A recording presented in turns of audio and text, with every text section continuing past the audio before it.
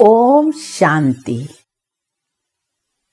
विश्व कल्याणकारी प्यारे बाप दादा के साथ विश्व परिवर्तन के इस महान कार्य में जो विशेष आत्माएं निमित्त बनी तथा साथ साथ अपनी अथक सेवाओं से हम सब के सन्मुख एक एग्जाम्पल बनी, ऐसी हमारी आदरणीय दीदी मनमोहिनी जी का नाम अविस्मरणीय है। दीदी जी का लौकिक नाम गोपी था।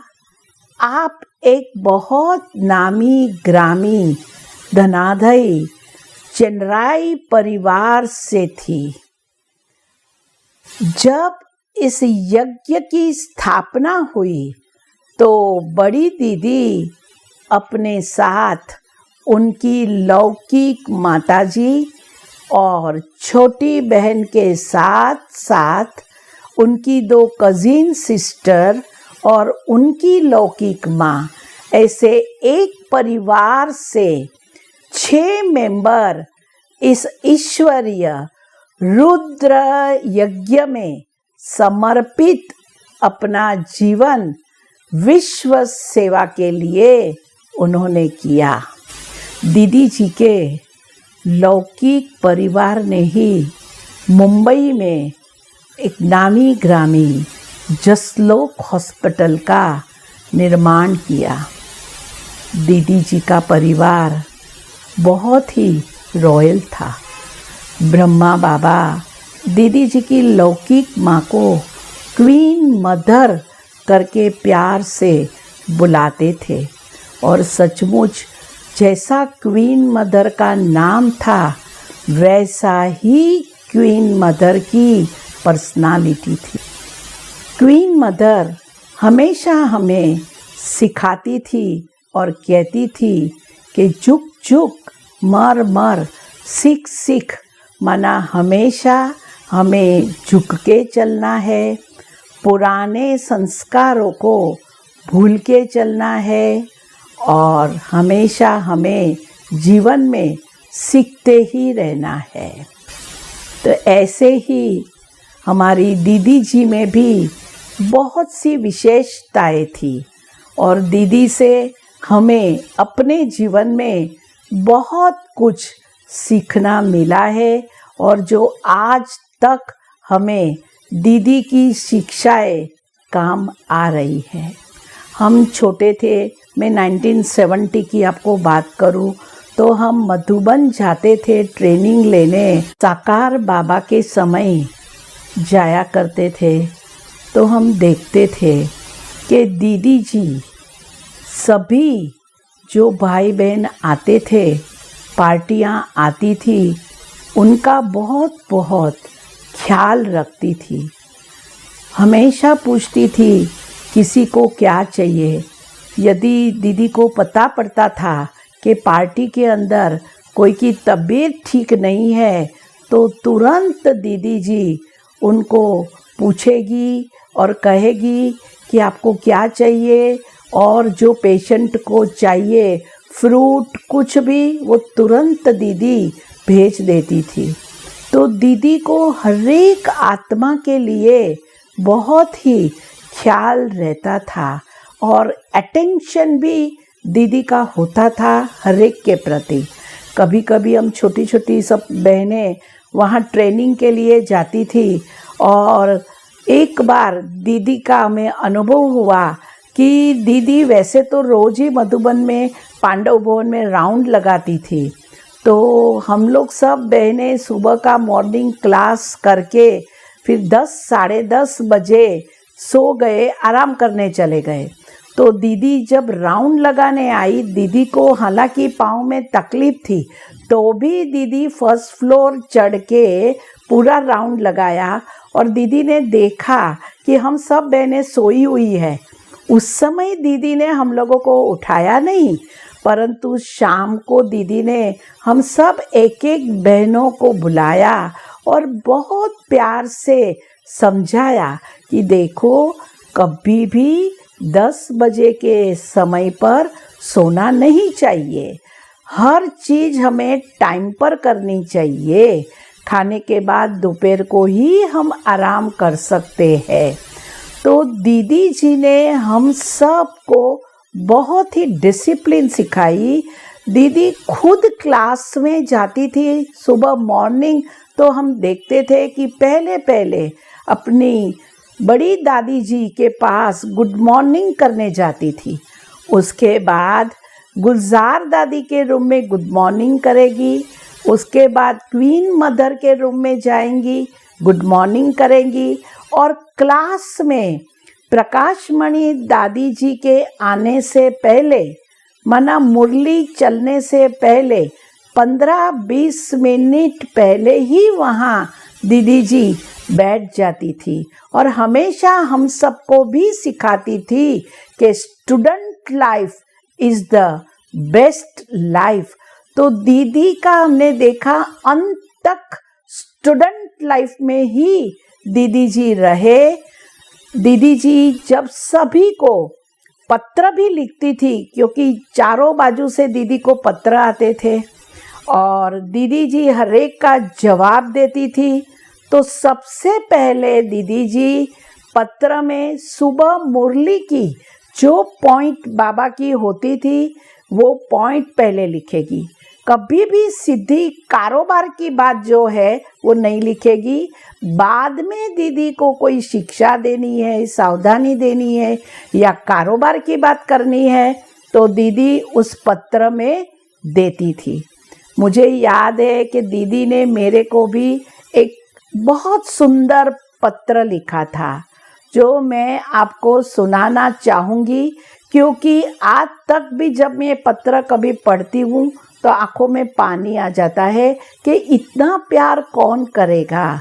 इतनी हमारी मीठी दीदी हमेशा हम सब कन्याओं को प्यार से पुचकारती थी और आगे बढ़ने के लिए हमेशा इनकरेज सबको करती थी। तो ऐसी हमारी दीदी जी के हमें बहुत बहुत अनुभव है। एक बार दीदी जी हमारे पास सांता क्रूज में नया नया सेंटर खुला था और 2-4 दिन ही हुए थे और दीदी हमेशा ठंडी के दिनों में या बीच बीच में मुंबई आना जाना करती थी। तो उस दिनों में दीदी मुंबई थी जब सांता क्रूज सेंटर खुला। तो अचानक दीदी रात को विज़िट करने आई सांता क्रूज सेंटर पर और जैसे हम सब ने वेलकम किया, दीदी जी को सेंटर दिखाया। बाद में दीदी जी ने तुरंत ही मुझे वरदान दिया और दीदी ने मुझे कहा कि तुम बहुत ही लक्की हो। तो आज भी मैं ये अनुभव कर रही हूँ कि हमें यज्ञ में बाबा से, दादियों से इतना प्यार मिला है और हर एक बाबा का कार्य सहजता से सफल हो जाता है। तो ये दीदी के वरदान से, दीदी की दुआओं से ही ये हो रहा है और सचमुच मैं कहेंगी कि हमें दीदी जी का ये जो वरदान है वो बहुत ही फला है। दीदी जी का एडमिनिस्ट्रेशन जो है वो बहुत ही पावरफुल था। हम लोग देखते थे कि ऑफिस में जब दीदी बैठती थी तो एक छोटी सी काली बैग हुआ करती थी, ऑफिस बैग, और उस पर लिखा हुआ होता था दीदी। तो एक बार दीदी जी का लौकिक भाई माउंट आबू पांडव भवन में विज़िट करने गए तो ऑफिस में उन्होंने देखा कि ये दीदी जी इतनी छोटी बैग यहाँ रखी है ऑफिस में और दीदी इतने सेंटर को संभाल रही है, कारोबार कर रही है। हम लोग तो इतने बड़े बड़े बिजनेस करते हैं, परंतु फिर भी देखा कि दीदी कैसे सुचारू रूप से कारोबार जो है वो कर रही है। तो दीदी की ये विशेषता थी। जैसे कहते हैं हम कि सक्सेसफुल मैनेजमेंट के लिए 2 शक्तियों की आवश्यकता है। एक है परख शक्ति, पावर टू डिस्क्रिमिनेशन, और दूसरी है निर्णय शक्ति, पावर टू जज। तो ये दोनों शक्तियाँ दीदी के अंदर बहुत ही पावरफुल थी।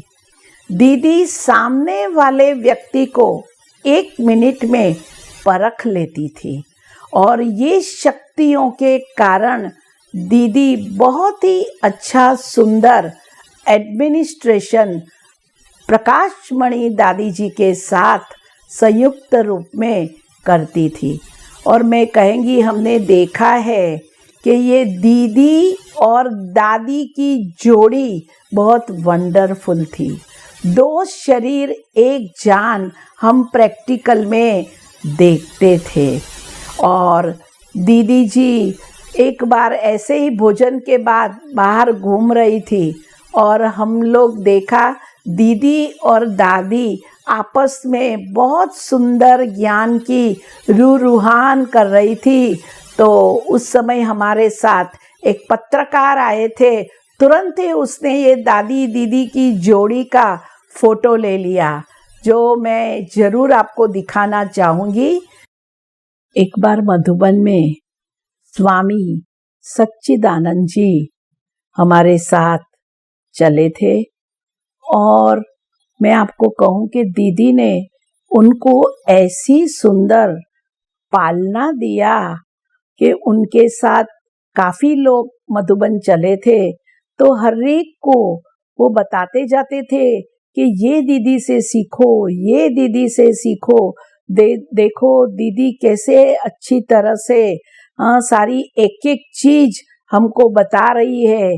दीदी ने सबके साथ ब्रह्मा भोजन किया। तो स्वामी सच्चिदानंद ने जब तक शरीर छोड़ा हमेशा वो मधुबन को याद करते रहे, हमको पत्र लिखते थे। दीदी जी हमेशा उनके लिए प्रेरणा स्रोत रही। जब भी वो मुंबई आते थे तो कहते हमारी दीदी को बहुत ही याद प्यार देना। तो दीदी को जो व्यक्ति एक बार मिलता था वो कभी भी दीदी को भूल नहीं सकता है। ऐसा दीदी में एक रूहानी आकर्षण था। दीदी जी के अंदर सेंस ऑफ ह्यूमर भी बहुत ही थी। दीदी हमेशा हम सबसे ज्ञान की गम्मत कहो या ज्ञान के प्रश्न उत्तर करके सबको रिफ्रेश कर देती थी। मुझे याद आ रहा है कि एक बार प्रकाशमणि दादी जी ने शील दादी को और मेरे को कहा कि दीदी जी की तबीयत ठीक नहीं रहती है, तो आप चेकिंग कराने के लिए उनको मुंबई लेके जाओ। तो शिलेंद्रा दादी जी और मैं दीदी जी को मुंबई में लेके आए, और दीदी जी को जब डॉक्टर्स को दिखाया तो डॉक्टर्स ने कहा कि दीदी जी का ऑपरेशन जो है वो करना पड़ेगा। तो बॉम्बे हॉस्पिटल में दीदी जी को एडमिट किया, और डॉक्टर भगवती ने दीदी का ऑपरेशन किया। परंतु 17 दिन दीदी बॉम्बे हॉस्पिटल में रही। मेरे को याद है 4 जुलाई को दीदी को एडमिट किया था, और 28 जुलाई को दीदी जी ने शरीर छोड़ा। तो जब दीदी जी ने शरीर छोड़ा तो उनके पार्थिव शरीर को पहले पार्ला में लाया गया, और यहाँ विले पार्ले में मैं आपको कहेंगी कि चारों बाजू से कैसे लोगों को पता पड़ गया, अंतिम दर्शन करने के लिए यहाँ आए। परंतु हमारा एक अनुभव रहा कि कहा जाता है कि जैसे कोई योगी शरीर छोड़ता है तो हजारों मील तक सन्नाटा छा जाता है। ऐसे ही हमने यहाँ अनुभव किया कि एक प्रकार का सन्नाटा छाया हुआ था और कोई महान योगी ने शरीर छोड़ा है, ऐसे फील हो रहा था। इसके बाद दीदी जी को मुंबई विलेपार्ले से माउंट आबू में लेके गए। परंतु हॉस्पिटल का मैं ये एक अनुभव सुनाना चाहूँगी अभी कि 17 दिन हम रोज, हमारे पास निर्मल शांता दादी जी भी आए हुए थे और हम रोज उनको हॉस्पिटल में लेके जाती थी यहाँ से दीदी से मिलने के लिए।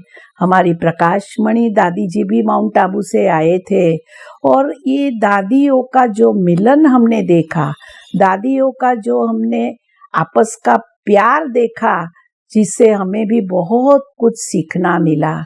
एक बार दीदी और दादी बॉम्बे हॉस्पिटल में इतना प्यार से मिले और हम लोगों ने गीत रखा था, 2 सितारों का मिलन है आज ये धरती पर। और दीदी बड़े प्यार से ऑपरेशन के अगले दिन दादी को मिल रही थी। जैसे लग रहा था, बाद में जब शरीर छोड़ा तो लग रहा था कि कैसे प्यार से दादी से छुट्टी ले रही थी। तो जीवन में हमें दीदी जी से बहुत कुछ सीखना मिला। उनकी एक्टिवनेस, उनकी अलर्टनेस, उनकी एक्यूरेसी, डिसिप्लिन, शिस्तता, ऐसे कई जीवन में गुण जो है, परख शक्ति, निर्णय शक्ति, सबको प्यार से पालना देने की रीत, ये बहुत कुछ हमने दीदी जी के जीवन से सीखा। अभी मैं आपको दीदी जी का ये पत्र जो मुझे दीदी ने 14/3/83 में लिखा था, वो मैं आपको सुना रही हूँ शॉर्ट में, कि कैसे दीदी जी पहले ज्ञान की पॉइंट से, बाबा की मुरली की पॉइंट से वो हमें लिखती थी, बाद में कारोबार की बात करती थी। और हमेशा दीदी भूले भी घर कोई भी आता था तो दीदी टोली भेजती थी प्यार से, और हमको तो भेजेंगी, आजू बाजू के सेंटर पर भी आप भेज देना कहेंगी। तो मैं कहेंगी ऐसे मीठी दीदी की हमें भी, हम बहुत खुश नसीब है जो हमें उनकी पालना मिली। ये दीदी का पत्र हमने संभाला हुआ है जो मैं अभी आपको सुना रही हूँ। ये 14/3/83 का है। राज योगेश्वर, प्यारा बाप की मीठी मीठी सहज राजयोगिनी, सदा सुहागिन योगिनी, शांति के अवतार योगिनी, अरे मीठी मीठी मेरी सखी को वरदान भूमि, तपस्या भूमि से वरदाता बाप दादा के साथ हम सब की मधुर याद स्वीकार करना जी। बात समाचार, आज देखो कितना शुभ दिवस है जो मेरे को पत्र लिखने का चांस मिला। अरे वाह मीठी योगिनी, तेरी महिमा तो बाप समान त्रिमूर्ति है और अपरंपार है। सवेरे उठकर उत्पत्ति कर, कर्म योगी का पाठ का मुहूर्त निकाल, ब्रह्मा का पाठ, फिर दिन में स्नेह और शक्ति से कर्म योगी सो पालना का विष्णु का पाठ, फिर रात को सब कुछ समाकर तपस्वी शंकर का पाठ बजाकर प्यारा बाबुल के गोद में विश्राम लेती हो। फिर सवेरे उठ बाबा को गुड मॉर्निंग करने वाले तुम हो। ऐसे त्रिमूर्ति पाठधारी मीठी, आज मीठी जयंती बहन आ रही है। दिल्ली का अनोखा सेवा समाचार रूबरू तो सुनाएंगी, बाकी मीठी सखी ये टोली भेज रही हूँ, रखना नहीं, सवेरे क्लास में खोल देना। ओ बाबा के नूरे रतन फूल बच्चों को बाबा की तरफ से खास टोली प्यारा मीठा हमारा बाबा की याद में खिलाना। मीठी बहन, अगर समझो तो सांता क्रूज में आज खाने के लिए यह टोली भेज देना। बाकी तो मेरी मीठी मीठी प्यारी 100 ब्राह्मणों से श्रेष्ठ कुमारियाँ मौज में होगी। आज तो बाबा ने कहा, मीठे बच्चे, सर्व आत्माओं की पुकार सुन उपकार करो। एक ही संकल्प में बाप से वरदान लेती रहो और देती रहो। ऐसे वरदानी महादानी का पाठ साथ साथ कर फास्ट स्पीड से सेवा करना है। अच्छा, सर्व आने वाले शिव शक्ति पांडव सेना को बहुत बहुत याद प्यार देना मन मोहिनी। तो देखो, ऐसा लाड से प्यार से पुचकारते हुए दीदी का ये सुंदर पत्र हमें हमारे जीवन में बहुत सिखाता है कि हमें दीदी की तरह सबसे मीठा चलना है। ओम शांति।